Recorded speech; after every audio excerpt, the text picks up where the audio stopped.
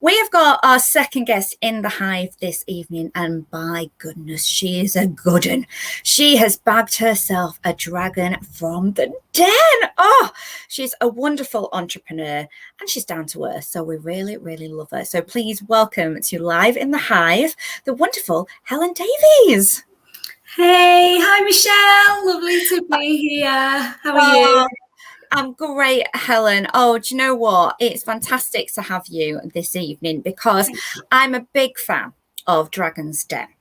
And I've got to say, I've always been intrigued about how you get on it, how you bag a dragon, and what happens afterwards. And, you know, tonight I get to speak to you who's been on it. What was that like for you going on Dragon's Den? Michelle, it has just been an absolute whirlwind past kind of 18 months really for us because for anyone that doesn't know me, I own a baby products brand called EasyTots, which I started from scratch in 2016. I designed something that was really useful, found out that parents loved it and threw everything into it, sold a previous business to focus 100% on this business. So it really has had my blood, sweat and tears over the years. And I just decided to give it a go and apply for Dragon's Den. It was probably late 2019. This is how long ago that was. And then I got a call one day and it was one of those withheld number calls. And, you know, when you're just considering not answering it because you definitely sure it's going to be a sales call, but I did answer it, and it was the BBC, and they wanted to interview me I'd been shortlisted for making the cut for the next series of Dragon's Den, and that was in January last year. So it has been a long road. Because we saw you on the programme probably a couple of months ago. So that is quite a long span to get from A to B, isn't it? It is. How did you keep it secret? I think that was one of the hardest things because we do have to sign an NDA, and obviously I know what's happened and what's going on in the background. The closer that we got on when we got our air date, that was just the best feeling ever, because then I could get really excited about exposing everything on our social media channels and getting all the hype going and just getting excited about it, even though we couldn't tell the result. We even had a watch party as well, which was great. Oh my God, that sounds absolutely fantastic. Well, let's take a look at you in the den. All right, so here we go. Now, does this take you back? It does. I can see how sweaty and shiny my face is, almost as bad as it is today. I was so nervous. You literally have that feeling of fight or flight as you're pressing the lift door. Thankfully, I did have my friend with me, Lindsay. She stayed with us all day with both of her twins. So we were backstage for about 7 hours before I actually got to pitch. And she has twins. So if one of them was, not in the best of moods, we had another option. But one of our challenges was they put us on last, and obviously we had babies. So we were trying to feed a baby lunch at his usual bedtime. So there was all these concerns that, oh my God, he's going to fall asleep or he's just going to be bawling his eyes out. But he played a blinder. They came in, she did her little demo bit, and then I just launched into my pitch, which I'd rehearsed probably about 500 times. I'm not even joking, to my fireplace at home. A little bit different than a dragon, but I imagine as hot as a dragon can be if they don't like the pitch. Well, I progressed on to doing Zooms with friends and family during lockdown and practicing it that way as well. But so I felt as though I was prepared. But then there's always that element of fear of, this is the biggest thing that's ever happened to me. And it's so massive. The potential is so massive for my business. I don't want to cock it up. Don't cock it up. So the relief of getting out of there is, I can't tell you. I can really imagine. But tell us a little bit more about this business, because you were talking at the start about EasyTots. Yeah. I think this is genius. A mum of two. I wish this had been around when my kids were babies, because what it is that you make are these wonderful. These are just a few of your designs. Well, I'll let you describe them, because Helen, you'll describe them in a better way than me. Well, I'll just call them Yeah, so we've now developed a full range of weaning products, but our core hero products are our EasyMat suction plates. I've designed them so that they stick down really well, so babies really struggle to pull them off, so meals don't end up going all on the floor. But our best-selling mat it's great because of its dual purpose, because it can be used for everyday feeding, but it's also like a little lunchbox because it comes with a lid and a carry case, so parents can take it out with them when they go out to restaurants, and just make sure that you've got a meal pre-packed, or you can take it out clean and just transfer the food into it. So it's really popular for those reasons. And we're even we sell significantly internationally. The Philippines loves our products, Hong Kong, the Japanese love our products. We have a big market in Australia. So yeah, we'd already started to get some real good brand awareness internationally.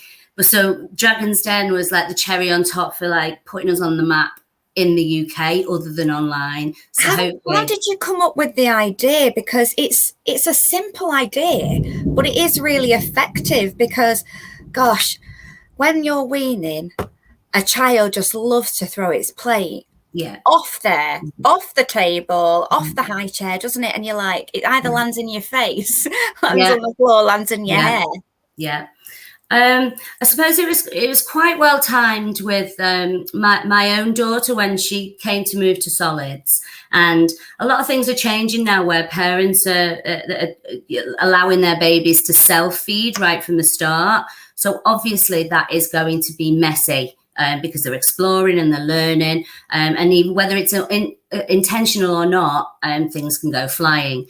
And that was the problem that I faced. And when I had a look at what was available in the UK at the time in 2015, I saw a gap in the market, and I just thought, I am going to fill that gap as quickly as I can, because I know that there's a need for it. And then I found a factory in China and went for it, and got a product to market 9 months later. And then after that, it's kind of history. That is brilliant. Now, obviously, you love your product, people love your products, you'd practice your pitch, but what was it actually like whilst you were doing that pitch in front of those dragons? Did your knees go? I think I was just tunnel vision. This is my moment. I've got to get through this. You just got to get through it. So I think I was more concerned about getting through my 2.5 minute pitch correctly, and I thought that was going to be job done, and I did get through it, and they were so spaced out because of COVID. You feel like you're watching tennis trying to speak to them because you're having to span the whole room, but then I got through it, and then it's question time, and that's another matter. How long are you actually in that room then? Because we only see a snapshot. So I was in there, I think, for about 45 minutes, but I have heard that some people are in there for up to 2 hours. Oh my goodness. I don't think I could take that, because you're not allowed to drink any water, are you? Yeah, the hardest thing for me was after I'd finished my pitch is I had the driest mouth on the planet.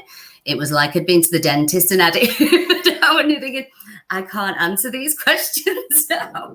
But, I think if you were in there for that long, I think you'd be able to request something. But I just powered through. They ask you so many questions, and if they're genuinely interested in placing an investment with you, they have to really dig quite deep. So sometimes the way that it's edited on the show when it's aired, it doesn't give the full picture of what actually happened backstage. So I was quite pleased with the way it was edited. It was all like nice, and all my responses were great. So I was like, oh, thank you, BBC.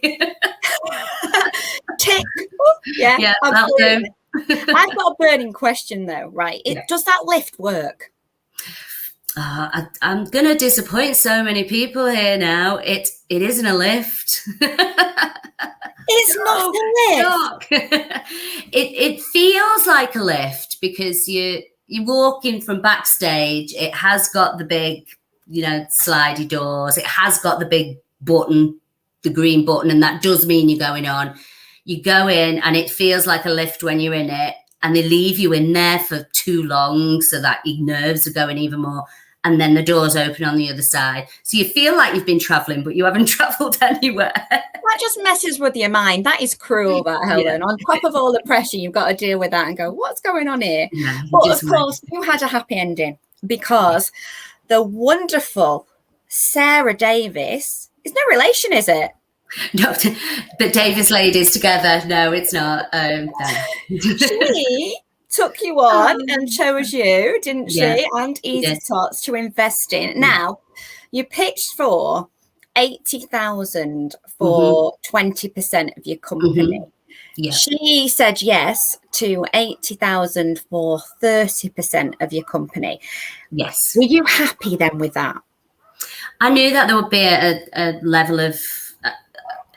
I pretty much expected that to happen, to be fair. So I knew I'd go in at that, and that, one of them would ask for more. And I knew that was my last chance. So I didn't feel like I was in a position to be, I don't mind giving a portion of my company away to get the level of support that I have subsequently got as a result. And, since then we've done so much together anyway. So it was definitely the right decision for us.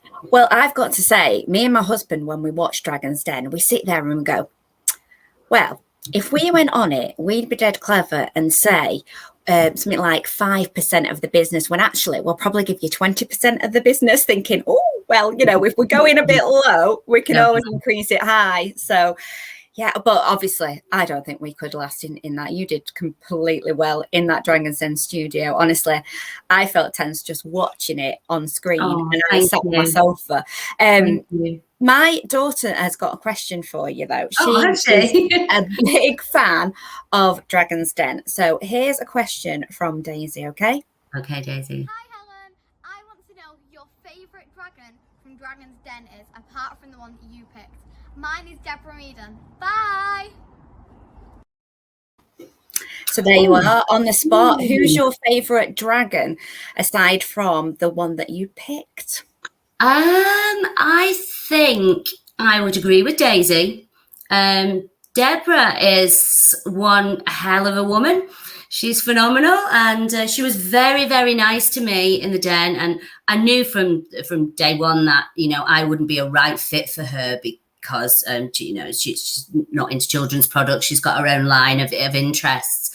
But yeah, I'm a big animal lover. I'm on board with a lot of the things that she's into and all her eco-friendly stuff. So yeah, I'd say Deborah, I would say. Did you ever get to see Peter Jones stand up? How tall is he? I didn't get to see him stand up because you don't get to meet them. You don't get to meet them at all. You just walk in, do your bit, go out. But he was closest to Ollie, who was eating and showing how our products work. And he was really, really, his face lit up because it was a baby and stuff. And I could just say, I think you're a really nice man. And he was nice enough to me as well. He picked over my figures a lot, but that's what they do. Oh, fabulous. Well, I know that you have been meeting up with the dragon that invested in you, Sarah. So I've got this picture. What is this all about then? Are you taking my job from me here? What's going on, Helen? Oh, that was an absolutely fabulous day. A week after we aired, Sarah invited me down to her headquarters at Crafters Companion in the Northeast. So I took my videographer who does my social ads, and we headed up and we spent the day with Sarah. She introduced me to the whole team, and she has studios in her head office because they have non-stop shopping channels doing the crafting, because they're just, the crafting, it's off the scale. So that's what she specializes in. So we had the studio for the day. So we had a lovely interview, which went on for about 25 minutes, that we're just waiting to be able to release, because we need permission from the BBC first. But it was a cracking day. She puts a lot of effort into the brands that she's invested in. And so, I can't grumble at all with the dragon that I've ended up with. It was meant to be. And so where does that leave you now then? What has happened since the den, and what are the plans now for EasyTots? So we only just very recently completed.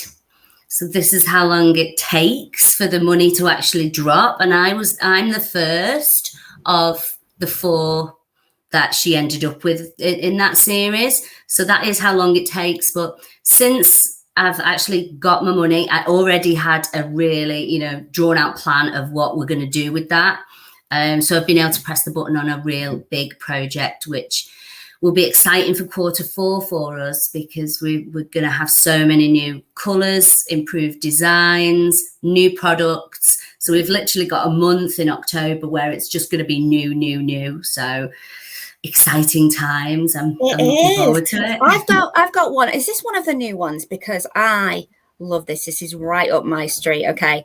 Your unicorn range. Unicorn. Yeah. That is one of our most recent new releases. So this multicolour swirl effect, we're the first to do that in silicone, because it's, it's not that easy to do, and it has been just so popular. So watch this space on other swirly designs coming soon. I'm